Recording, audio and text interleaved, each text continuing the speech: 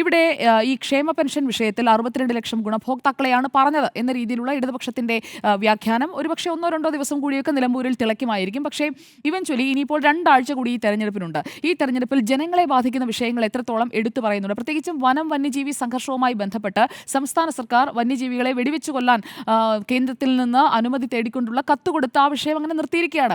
ഞാനൊരു കാര്യം പറയാം, അടുത്ത 2 ആഴ്ചയ്ക്കുള്ളിൽ ഇപ്പോൾ കാളികാവിൽ ഇറങ്ങിയ നരഭോജി കടുവ പോലെ ഒരു കടുവയോ പുലിയോ ഇറങ്ങിയാൽ തീരാൻ പോകുന്നതേ ഉള്ളൂ നിലമ്പൂരിന്റെ രാഷ്ട്രീയം എന്ന് പറയുന്നത്. അതായത് ഒരു വന്യജീവിക്ക് തീരുമാനിക്കാവുന്ന തെരഞ്ഞെടുപ്പ് വിഷയമായി നിലമ്പൂർ ഉപതെരഞ്ഞെടുപ്പ് മാറും. അങ്ങനെ വരാതിരിക്കട്ടെ എന്ന് വനമന്ത്രി എ കെ ശശീന്ദ്രനും സർക്കാരും ഒക്കെ പ്രാർത്ഥിച്ചാൽ കൊള്ളാം, പ്രാർത്ഥിക്കുന്നുണ്ടെങ്കിൽ.